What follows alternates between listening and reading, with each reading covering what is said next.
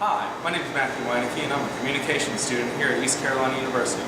Today we're here in the Golden Corral Culinary Center with one of ECU's bright students, Ian McMillan. He's going to prepare one of his favorite dishes for us today and give us some insight about what it means to be a hospitality management major. Ian? Hey Matt, how's it going? As Matt said, Ian McMillan. Today I'm going to prepare for you some grilled pork chops along with some mango chutney, sauteed spinach, and a little bit of purple and gold pirate potatoes. Alright. So first I'm going to start off by just seasoning the pork chops, a little bit of salt, a little bit of pepper. I went ahead and mixed that up earlier, make it a little easier for you. Throw those on the grill here.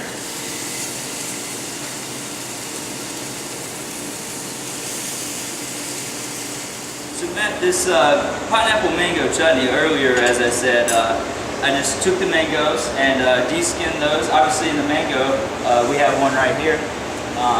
You know, there's a big seed, so you want to cut around the seed.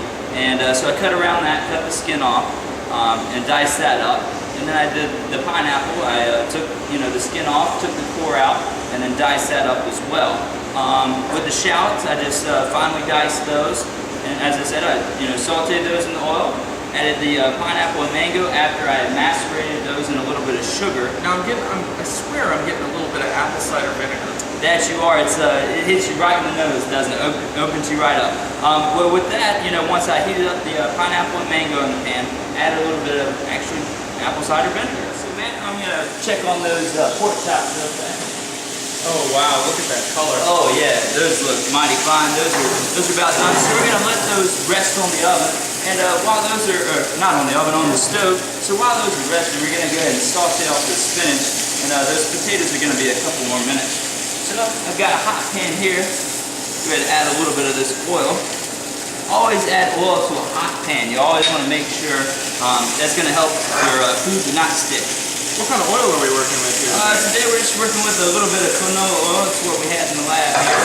So we're going to get that heated up there. We're going to add to that a little bit of the garlic. It's one of my favorite things, Always got to stay strong like Popeye. So we're going to saute that garlic up a little bit.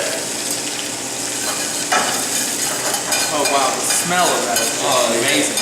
Aromatics are awesome. You want to go ahead and throw that spinach in there. Alright. Garlic's nicely done. You're going to stir this up, let it cook, make sure that spinach gets heated back up. Now, did you cook those a bit earlier? I did. I actually blanched those off in a little bit of water, but I just remembered we have those potatoes down here. Alright. Oh yeah, those look mighty fine. Looks like those are just perfect. Go ahead and we're going to plate up a little bit of the spinach. I believe we've got a plate for you and a plate for me.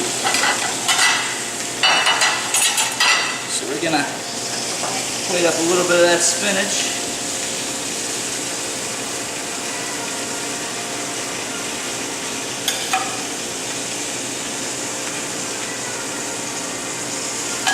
We got that plated up. Next we're going to plate up some of these potatoes. Those colors came out wonderfully. Definitely pirate festive potatoes, huh? Now, on those potatoes I just did a little bit of oil, salt and pepper and rosemary and roasted those off in the oven. Now those purple potatoes, those are interesting. I'm not sure if I've seen anything like that before. What is the flavor of those like compared to a regular potato? Well, these purple potatoes, those are actually sweet potatoes, so it's going to give the dish a little bit of complexity. So we've got our potatoes and our spinach there. Now we're going to throw our chops on there.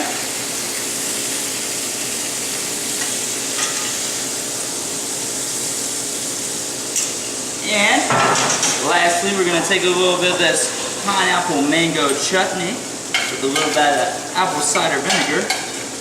Oh yeah, put it right on top there. Right on top there.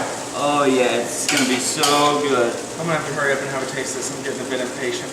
Matt, we'll just wipe these, the rim of these plates up, make that look real nice, as if we were serving it in a restaurant. Now, I want to try this, but I'm not sure this is the right location. I feel like a dish like this needs to be tasted in a proper setting. So I think we should move over to the Darden Dining Center and maybe I'll ask you a little bit more questions about being a hospitality manager. Sounds good to me, Matt. Let's go. All right, here we are in the ECU Darden Red Lobster dining room, and let me wait for Ian to come in. Let me taste some of that pork chop. What's going on, Matt? Here I got the pork chop and the spinach and the potatoes. Oh wow, that looks A fantastic. little bit of that chutney. Now, Matt, when I came in, I saw you had the knife on the right and the spoon, or the knife on the left and the fork on the right. You actually know it's the knife and the spoon on the right, yeah? You know, I did not, but I guess that's why I'm a communications major and you're the hospitality manager. Well, there you go. You can Learn something new every day. that you do. So we'll fix that real fast so you can see. Not only can I cook, but I know how to set a table. Right? All right, now tell me a little bit more about being a hospitality management major. Is there different concentrations within that field? Yeah, there's a couple concentrations. I'm in the food and beverage track. There's also a conventions and special events track, and there's also a lodging track. All right, and tell me a little bit about the food and beverage. What do you guys focus more on? You know, in the food and beverage side, there's a few culinary classes that you actually take, kind of introductory labs. You do some of the beverage labs where you actually get to taste wine and beer. And you know, there's a few classes where you learn about restaurants and being in restaurants, and you know what you should charge if this food right here costs $5. What should you charge for this plate? And I would charge $15 for this plate right here if the food costs $5. So you're learning a lot about that. But not only that, you're actually in some of the lodging and conventions intro classes, so you're a little more versatile than only food and beverage. Wow, so you get a really well-rounded education out of it. You don't really just concentrate. It's not a culinary program per se. It is not a culinary program, but you do have some hands-on in the labs. Well, that's fantastic. Why don't we dig in and try a little bit of this? I'm anxious to try these festive potatoes that we have here. Yeah, I'm going to go ahead and dig into this pork chop here.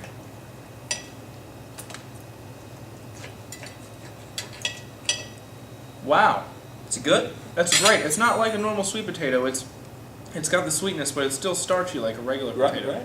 It's fantastic. Oh yeah, nice and moist. All right, I'm going to try a little bit of this pork chop now. Man, it cuts like butter. This looks fantastic. Oh yeah, go ahead. Make sure you try some of that mango chutney with that. That's my favorite part. All right, all Yeah. right. Hold on. Let me get a bite of this.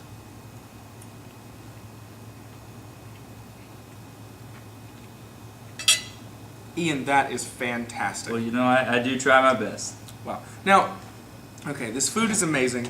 You obviously have a great culinary background.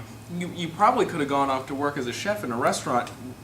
Why did you decide to come back for another degree? Well, you know, Matt, I decided that you know, the business side of things is something I also needed to focus on. Being that in the future I want to open my own restaurant, so I don't only want to know how to cook. You know, I want to know how to run a business. So when I was researching hospitality management programs in the state, I found ECU to be the best. Thank you for everything you've done for us today. I've gotten some really great insight on what it is to be a hospitality management major here at East Carolina University. We're here in the Darden Red Lobster Dining Hall saying goodbye to all of you and thank you for watching.